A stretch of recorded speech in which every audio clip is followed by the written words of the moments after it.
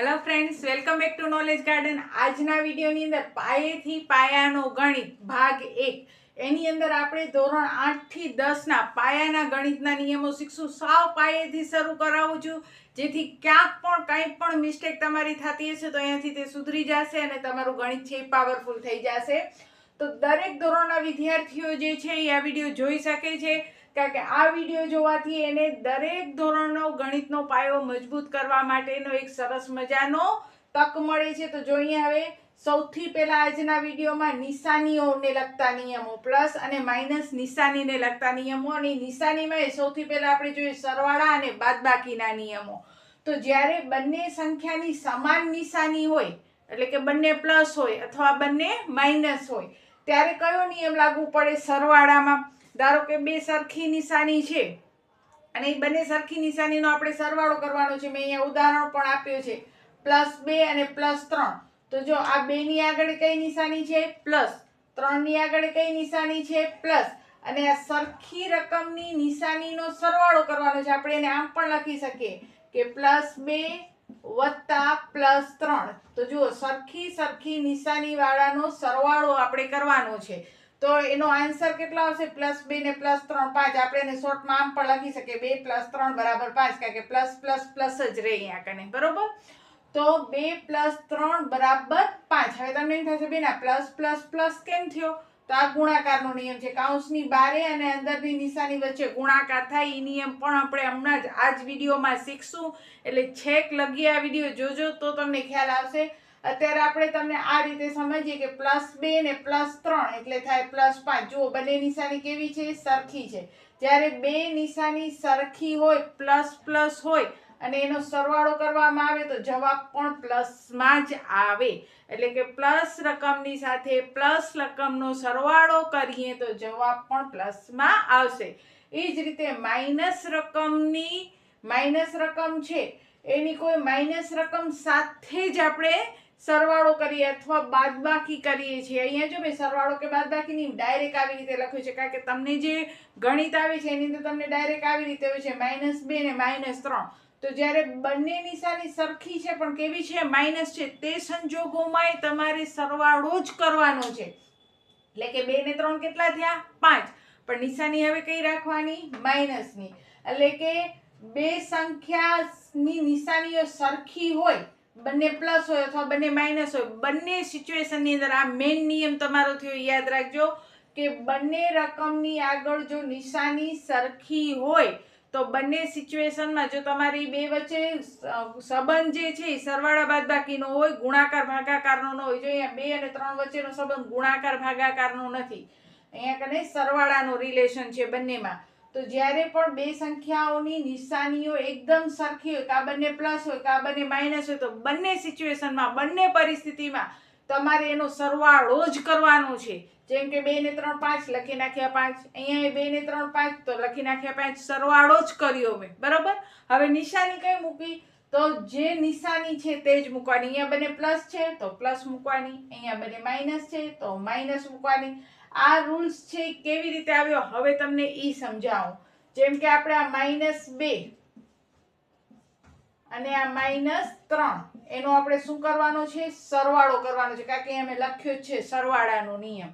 તો જો અહીંયા કને હું ગુણાકારના નિયમનો ઉપયોગ કરીશ. આ ગુણાકારનો નિયમ હમણાં જ ટૂંક સમયમાં જ તમને સમજાવીશ. આ પોઈન્ટ પૂરો કરી લઉં એટલે કે પ્લસ માઇનસ શું થઈ જાય? -2 પ્લસ માઇનસ થઈ જાય -3. હવે -2 ને -3 આવી ગયા એટલે થશે -5, કારણ કે બે નિશાની સરખી છે અને 2 અને 3 વચ્ચેનો જે રિલેશન છે એ ગુણાકારનો નથી. તો 2 તેરી 6 થાય, સરવાળા બાદબાકીનો છે. તો જ્યારે પણ તમે એક વસ્તુ ખાલી કોમન યાદ રાખી લેવાની કે જ્યારે પણ તમારા આગળ આવો કોઈ પદ આવે જેમાં બંને પ્લસ હોય, અહીંયા આગળ ક્યારેક પ્લસ ન પણ લખે, સીધો 2 + 3 કરે તો 2 ની આગળ કાંઈ નથી તો એ પ્લસ જ હોય, બરોબર? તો જ્યારે બે નિશાનીઓ સરખી હોય ત્યારે બંને સિચ્યુએશનમાં તમારે સરવાળો કરવાનો છે અને જે નિશાની હોય એને જ નિશાની રાખવાની. હું મારા સ્ટુડન્ટને ઘણી વાર કહેતી હું પ્લસ એટલે મળ્યા અને માઇનસ એટલે ખોવાઈ ગયા. તમને 2 લાડુ મળ્યા હતા, પછી આગળ ગયા તો બીજા 3 લાડુ મળ્યા, તો કુલ કેટલા લાડુ મળ્યા? 5 લાડુ મળ્યા. પછી અમારા હેતવીબેન છે, સૌથી પહેલા 2 ચોકલેટ ખોઈ આવ્યા, એના આગળ 2 ચોકલેટ હતી એ ખોઈ આવી, બરોબર. આગળ ગઈ તો બીજી 3 ચોકલેટ પણ ખોઈ આવી. તો હવે હેતવીબેને કેટલી ચોકલેટ ખોઈ? તો 3 ને 2 5 ચોકલેટ ખોઈ એટલે માઇનસ, ખોવાઈ ગયા, માઇનસ ઓછા થઈ ગયા, બરોબર. એટલે કે માઇનસ હોય તો પણ સરવાળો, પ્લસ હોય તો પણ સરવાળો. કઈ સિચ્યુએશનમાં? જ્યારે બંને નિશાનીઓ સરખી હોય ત્યારે. બંને રકમ પ્લસ હોય તો એ સરવાળો કરી પ્લસમાં જવાબ, બંને રકમ માઇનસ હોય તો પણ એનો સરવાળો કરી અને જવાબ લખવાનો માઇનસમાં. હવે આ તો થઈ ભાઈ સરખી નિશાનીની વાત. જુદી જુદી નિશાની હોય ત્યારે શું કરવાનું? એટલે કે સમાન નિશાની હોય, આ તો આપણો નિયમ થઈ ગયો કે સમાન નિશાની હોય, બંને પ્લસ હોય તો પ્લસ અને બંને માઇનસ હોય તો માઇનસ આવશે. હવે બાદબાકીનો નિયમ જોઈએ ને તો બાદબાકીના નિયમમાં જ જુદી જુદી નિશાની થઈ જશે. બાદબાકીના નિયમમાં ક્યારે સરખી નિશાની નહીં હોય. તમને કોઈ પણ બે પદના બાદબાકી કરવા હોય ને તો આપોઆપ નિશાની જુદી થઈ જશે. દાખલા તરીકે જો હું 2 રકમની બાદબાકી કરું, અહીંયા લખું +5. હાલો, આ બે સરખી નિશાની લીધી, બરોબર, સમાન નિશાની લીધી, +5 ને +7. પણ આની મને બાદબાકી કરવી છે, માઇનસ કરવા છે. તો અહીંયા હું શું લખીશ? +5 ને -+-7 કરીશ. આ કેવી રીતે આવ્યા મેં તમને હમણાં જ કીધું, ગુણાકારનો નિયમ શીખવાડીશ, એમાં તમને આવડી જશે. તો માઇનસ પ્લસ માઇનસ થયા. જો થઈ ગઈ ને જુદી જુદી નિશાની, એક પ્લસ ને એક માઇનસ. એટલે બાદબાકીનો જે નિયમ હશે ને એમાં જુદી જુદી જ નિશાની હશે. હવે પ્રશ્ન એ થાય ઘણા વિદ્યાર્થીઓને કે બેન પહેલા પ્લસ હોય તો શું કરવું, પછી પ્લસ હોય તો શું કરવું, પહેલા માઇનસ હોય તો શું કરવું? તો આવું વિચારવાનું જ નહીં. જ્યારે પણ તમને જુદી જુદી નિશાની દેખાય, જો અહીંયા જુદી જુદી નિશાની છે, આ +2 +3 તો માઇનસ પ્લસ માઇનસ કરી નાખ્યા. હવે જુઓ તો આ બંને નિશાની કેવી છે? જુદી જુદી છે. જુદી જુદી નિશાની હોય ત્યારે હંમેશા બાદબાકી જ કરવાની. જો પહેલો રૂલ્સ તો મેં બનાવી દીધો, સરખી નિશાની હોય તો હંમેશા સરવાળો કરવાનો અને જે નિશાની હોય એ જ નિશાનીમાં આન્સર આવશે. જેમ કે આ સરખી નિશાની હતી તો સરવાળો કર્યો ને જે નિશાની હતી એ જ નિશાનીમાં આન્સર આવ્યો. અહીંયા સરખી નિશાની હતી તો મેં સરવાળો કર્યો અને જે નિશાની હતી એ જ નિશાનીમાં આન્સર આવ્યો. પણ જુદી જુદી નિશાની હોય ત્યારે હંમેશા બાદબાકી કરવાની. સરખી નિશાનીમાં સરવાળો, જુદી જુદી નિશાનીમાં બાદબાકી. માળા બનાવી લ્યો, સરખી નિશાની તો સરવાળો, જુદી જુદી નિશાની તો બાદબાકી. આ નિયમ જ બનાવી લ્યો. તો જો અહીંયા કને જુદી જુદી નિશાની છે તો હંમેશા બાદબાકી કરાય. અને જ્યારે પણ આપણે જુદી જુદી નિશાનીમાં બાદબાકી કરીએ છીએ, હાલો બાદબાકી કરી નાખીએ, 2 માંથી 3 જાય. અરે 2 માંથી 3 બેન કેમ જાય? કાંઈ વાંધો નહીં, ઊંધી બાદબાકી કરી નાખો. 3 માંથી 2 બાદ કરો, 3 માંથી 2 ગયા, કેટલા વધ્યા? 1 વધ્યા. હવે નિશાની કઈ મૂકી? તો મોટા પદની નિશાની મૂકવાની. અહીંયા મોટો પદ કયો છે? 2 કે 3? તો 3 મોટો પદ છે. તો 3 આગળ શેની નિશાની આવે? માઇનસ ને. એટલે કે આ 1 આગળ શેની નિશાની આવે? માઇનસ ની, કારણ કે 3 આગળ માઇનસ ની નિશાની છે. એટલે કે ઇન શોર્ટ હું તમને કહેવા માંગુ છું કે જ્યારે પણ જુદી જુદી નિશાનીઓ હોય ને ત્યારે તમારે શું કરવાનું? તો ત્યારે તમારે બાદબાકી જ કરવાની. 2 માંથી 3 ન જાય તો 3 માંથી 2 બાદ કરી નાખવાના, પણ કોઈ પણ સંજોગોમાં બાદબાકી જ કરવાની. હવે બાદબાકી થઈ ગઈ, 3 માંથી 2 ગયા તો 1. હવે 1 ની આગળ નિશાની કઈ રાખવી? તો બંનેમાંથી જે મોટો પદ છે એની નિશાની રાખવાની. તો બંનેમાંથી મોટો પદ કયો છે? 3. 3 આગળ કઈ નિશાની છે? માઇનસ. તો આપણો આન્સર શેમાં આવશે? માઇનસમાં. જો અહીંયા કને મેં બંને નિશાની માઇનસ રાખી છે ને એની પણ બાદબાકી કરવાનું કહું છું ને હમણાં જ મેં તમને કીધું બાદબાકી કરો એટલે આપોઆપ જુદી જુદી નિશાની થઈ જાય. હવે માઇનસ અહીંયા પ્લસ થઈ ગયા. હવે જો 2 માંથી 3 બાદ કરો કે 3 માંથી 2 બાદ કરો, 1 વધશે. હવે મોટું પદ 3 છે, 3 કેવો છે? પ્લસ છે. તો મારો આન્સર કેવો આવ્યો? પ્લસ. એટલે કે આનો નિયમ શું થયો કે જુદી જુદી નિશાની હોય ત્યારે હંમેશા બાદબાકી કરાય. યાદ રાખજો, જુદી જુદી નિશાની હોય ત્યારે હંમેશા બાદબાકી કરાય અને મોટા પદની નિશાની જ મુકાય. બંનેમાંથી જે મોટો પદ હોય એની આગળ જે નિશાની હોય એ મુકાય. તો હવે આપણો આ સરવાળા બાદબાકીનો નિયમ તો થઈ ગયો. યાદ રહી ગયો કે બંને નિશાની પ્લસ હોય અથવા બંને નિશાની માઇનસ હોય અને આપણે એનો સરવાળો કરવો હોય તો બંને સંજોગોમાં, બંને પ્લસ કે બંને માઇનસ હોય તો બંને સંજોગોમાં આપણે સરવાળો કરવાનો અને જે નિશાની છે એને ઈ જ રાખી દેવાની. એટલે કે +2 +3 +5, -2 -3 -5. અને નિશાની જુદી જુદી હોય ત્યારે બાદબાકી કરવાની અને બાદબાકી કર્યા પછી મોટા પદની આપણે નિશાની મૂકવાની. પછી આપણે જોઈએ ગુણાકારનો નિયમ. ગુણાકારના નિયમની અંદર પહેલા આપણે સરવાળા બાદબાકીની જેમ ગુણાકારનો નિયમ જોઈએ આવી રીતે, બરોબર.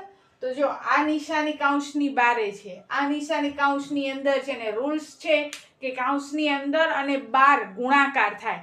હવે તમને પ્રશ્ન થશે બેન ગુણાકાર 7 નો કરવો કેની સાથે? 5 છે એ તો 7 સાથે ગુણાકારના સંબંધમાં છે નહીં ને તમે કહો છો કે આ માઇનસ માઇનસ પ્લસ થયા તો કેની સાથે તમે ગુણાકાર કર્યો? તો ભાઈ ગણિતનો એક નિયમ છે, આપણે કહીએ ને કે જેનું કોઈ ન હોય એનું ભગવાન હોય, એનું ઈશ્વર હોય, એ રીતે ગણિતનો એક રૂલ છે કે જેનો કોઈ ન હોય ને એનો એક હોય. એટલે કે અહીંયા જ્યાં તમને કાંઈ નથી દેખાતું આપણે કોણ હોય? એક હોય. તો આપણે અહીંયા 7 નો એક સાથે ગુણાકાર કરવાનો હોય એટલે કે માઇનસ માઇનસ પ્લસ 7 એકા 7. હવે કહેશો બેન તમે તો કરી નાખ્યું માઇનસ માઇનસ પ્લસ, રૂલ્સ તો અમને સમજાવ્યા નહીં. તો જુઓ હવે એકવાર ગુણાકારના આપણે રૂલ્સ જોઈ લઈએ, કારણ કે ગુણાકારના રૂલ્સ જોશું તો તમને ખ્યાલ આવશે. ગુણાકારનો રૂલ્સ આ પ્રમાણે છે, એક રકમ પ્લસ છે એને ગુણ્યા બીજી રકમ માઇનસ છે તો પ્લસ માઇનસ માઇનસ. એક રકમ માઇનસ છે બીજી રકમ પ્લસ છે તો પણ આન્સર શું આવશે? માઇનસ. બંને રકમ પ્લસ છે તો આન્સર આવશે પ્લસ. બંને રકમ માઇનસ છે તો આન્સર આવશે પ્લસ. જો અહીંયા કને એક વસ્તુ તમે ધ્યાનથી જોજો, જ્યારે પણ જુદી જુદી નિશાની છે ને એનો આન્સર માઇનસમાં આવ્યો. પેલા પ્લસ હોય કે પછી પ્લસ હોય, બીજે માઇનસ હોય કે પેલે માઇનસ હોય, જ્યારે પણ જુદી જુદી નિશાનીનો ગુણાકાર કરો છો ત્યારે તમારો આન્સર શું આવ્યો? માઇનસ. તો આપણો નિયમ બની જાય ગુણાકારનો પેલો નિયમ, ગુણાકાર માટેનો નિયમ કયો નિયમ બન્યો? કે ભાઈ જુદી જુદી નિશાની હોય, જુદી જુદી નિશાની હોય ત્યારે તેનો ગુણાકાર માઇનસમાં આવે. અહીંયા નાનું પદ કે મોટો પદ જોવાની જરૂર નથી. જુદી જુદી નિશાની હોય ત્યારે એનો ગુણાકાર શેમાં આવશે? માઇનસમાં આવશે. અને સરખી સરખી નિશાની હોય, સરખી સરખી એટલે કે સમાન નિશાની હોય, સરખી સરખી નિશાની હોય ત્યારે તેનો ગુણાકાર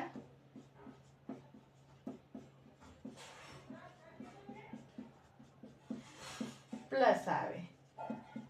જો અહીંયા પ્લસ પ્લસ છે તો પ્લસ, માઇનસ માઇનસ એ શું થઈ ગયા? પ્લસ થઈ ગયા. તો આ ગુણાકારના બે નિયમ થઈ ગયા. અને હમણાં જ કીધું એ પ્રમાણે કે આ પ્લસ માઇનસ, તો આપણે એક એનું ઉદાહરણ જોયું તો ધારો કે 3 ગુણ્યા માઇનસ માઇનસ 1 નહીં પણ ચલો માઇનસ 1 કરી નાખીએ. 3 ગુણ્યા માઇનસ 1 તો આ પ્લસ ને આ માઇનસ તો 3 એકા 3. અહીંયા તો પ્રોપર ખબર જ છે કે આ 3 છે એ એક સાથે ગુણાકારમાં જ છે, બરોબર?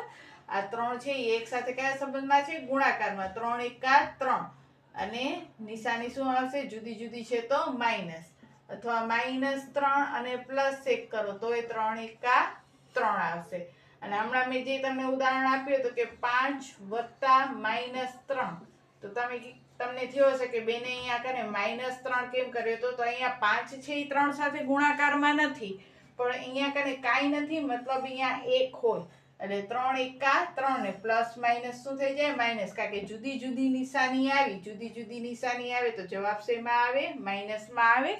એટલે ઈ હિસાબથી મેં તમને જે કીધું હતું ને લાસ્ટમાં સમજાવીશ, તો આ નિયમ હતો કે આપણે કોઈ પણ રકમ છે 6 અને વત્તા ધારો કે અહીંયા આપણે લઈ લઈએ 7, પણ એ 7 માઇનસમાં છે તો અહીંયા બાદબાકી જ થઈ જશે, કારણ કે 6 અને plus minus minus, plus minus minus શું કામ? કારણ કે અહીંયા 1 છે એટલે 7 એકા 7 એટલે કે -7 થઈ જાય, કારણ કે 1 છે તો 1 કેવા છે?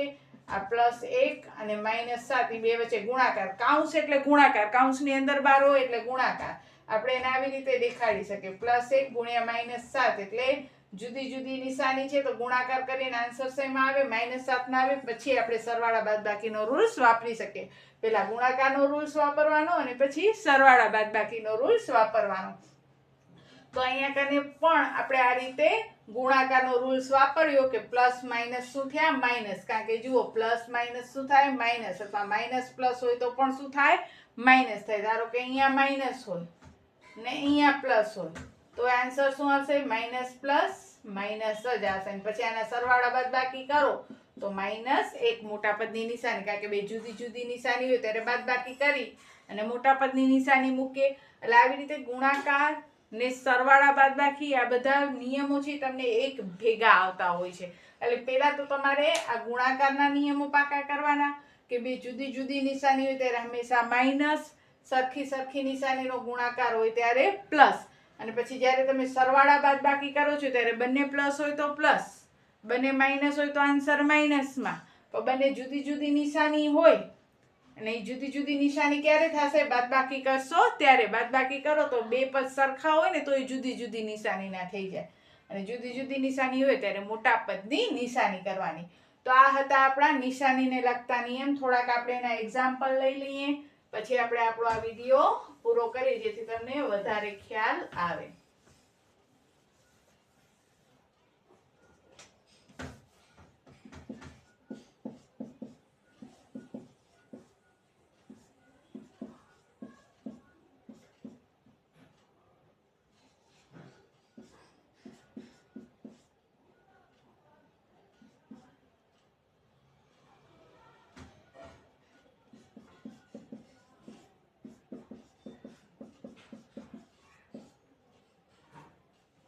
જો થોડાક આ નિયમ જોઈએ.